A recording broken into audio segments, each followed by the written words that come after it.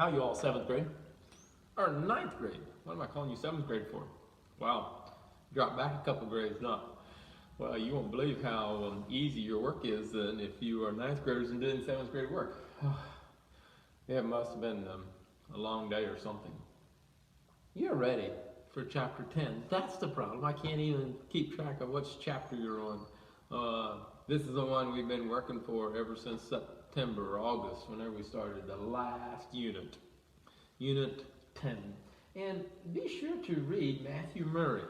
Matthew Murray is known as the Pathfinder of the Sea, and it's amazing. And I didn't know that. I knew kind of history. I kind of heard his name, but I didn't realize all that how he broke his hip at 33. What was it here? I read how he was in an accident at 33 and broke his hip. Wow, sometimes when things happen to us in life, it's good for us. He probably wouldn't have the reputation if he wouldn't have broke his hip.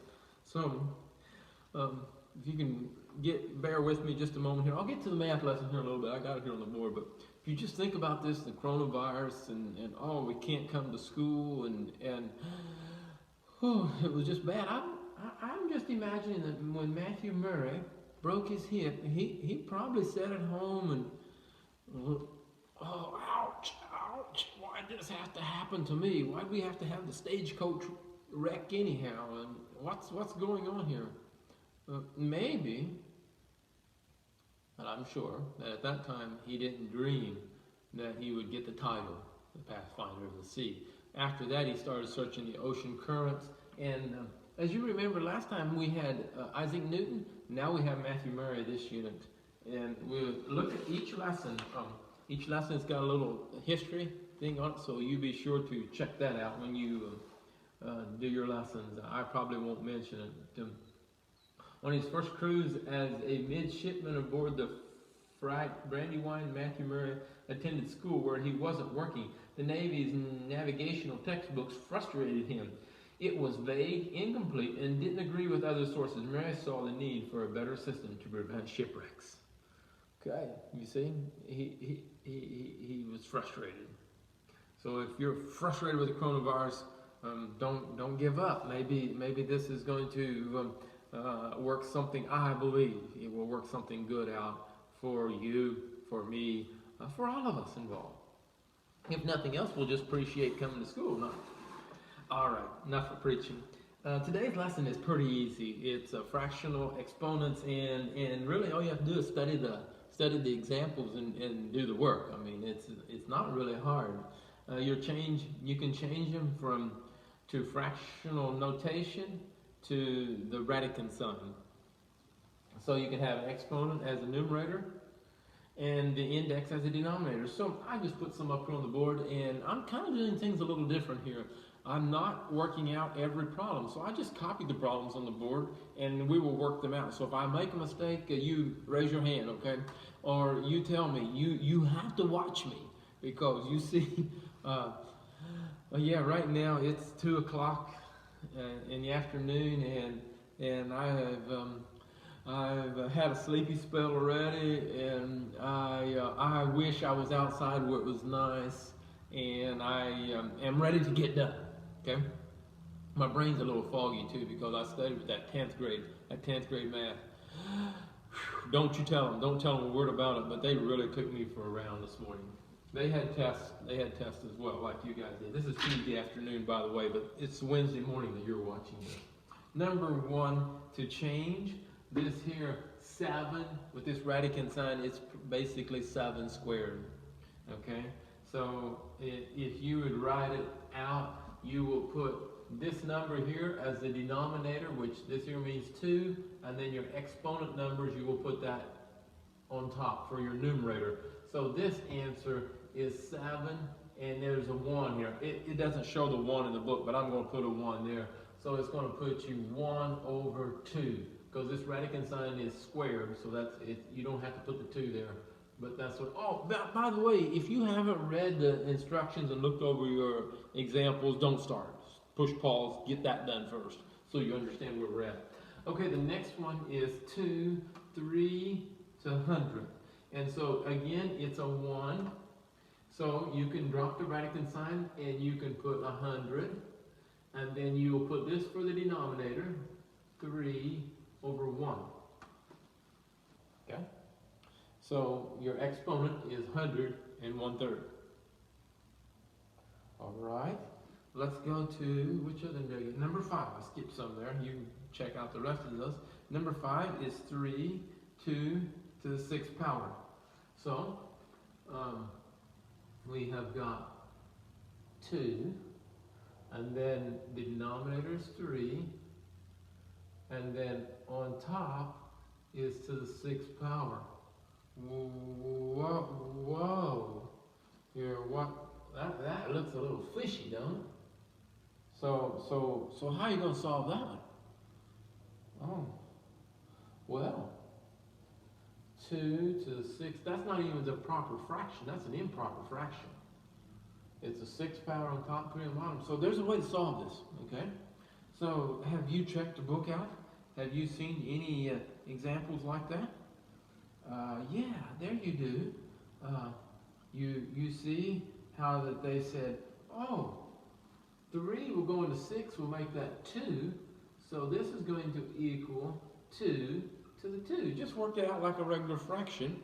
And matter of fact is, you can go to another step yet.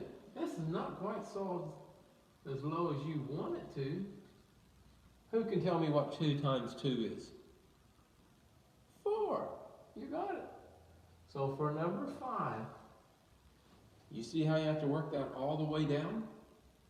Now, watch out. You thought when we started with 1 and 2, you were just slap those numbers down and go forward. But actually, number 5 is the whole answer, or the finished product, or the finished answer is 5. Okay, we got double. And again, you shall look at your examples. The last one will give you how to set up a double.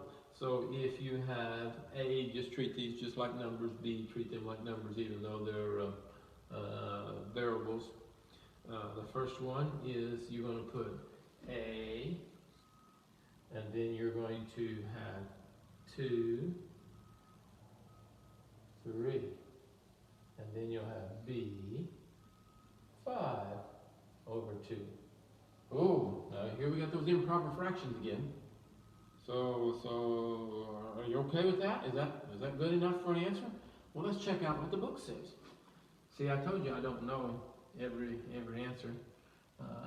Sure enough, these are improper fractions, so you can't make them into a whole number. But if you could divide 2 into 3 evenly, you would make that into a whole number. If you could divide 2 into 5, you would make that into a whole number. You can't, so that's as far as you'll go there. You want me to work any more? Okay, that's the first section. Now they did the second one. And if you look here, I put a couple of those on the board right here for you. Yeah. Now, they have them in this form, and guess what? They want you to put them back into the Radican form, or the square with the Radican sign.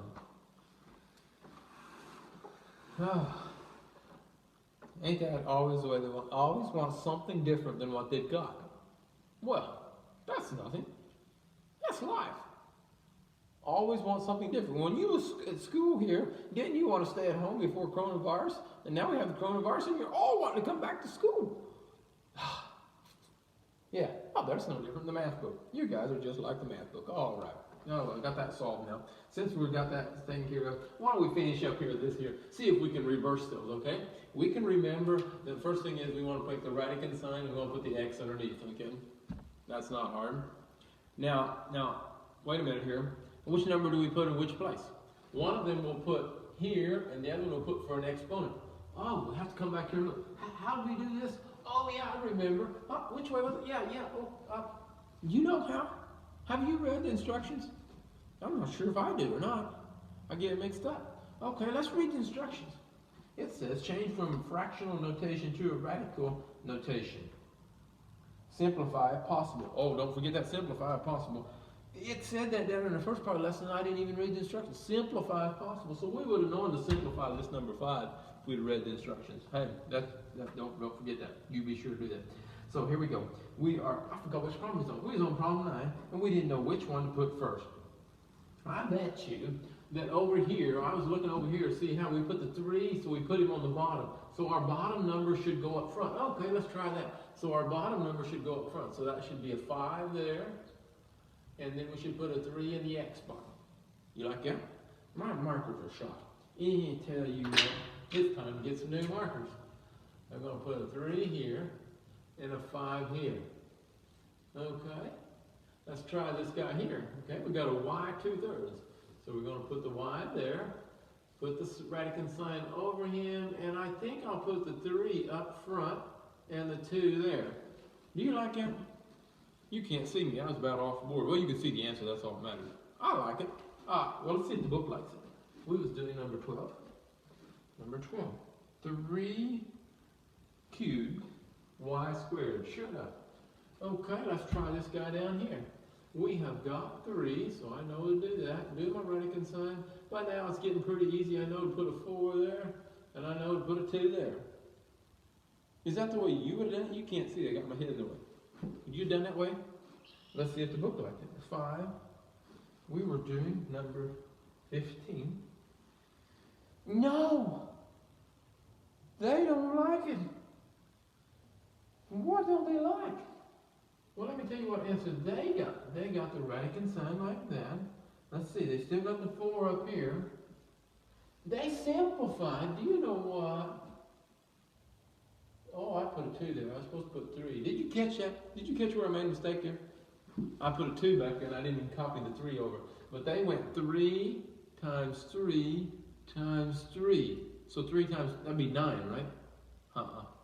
3 times 3 is 9, times 3 is 27. You got it. 27 is that problem simplified. You got a 4, Radican 27. Whew. Are you done? Are you ready to go? Oh, one more. I'll do one more for you. Which one did you like then? Look down over there and get the hardest one. I don't care. It can be from the first section too. Now you're a quiet bunch. Okay, if you don't know, the last one's always the one I pick. So 17, 48 and 1/2. Okay. 17 is 48 and 1/2. Okay, so I make the Radican sign. I put the 48 underneath, and you tell me which one do I put up here?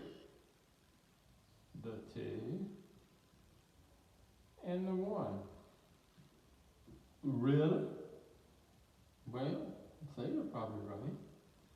But something about this 48. You like that number? Well, let me see if the book likes it. I feel a little uncomfortable with that. Okay, first thing is, I don't have to put the 2 here, because the Radican sign is there. Do you ever put a 1 back there? Exponent? No, I don't.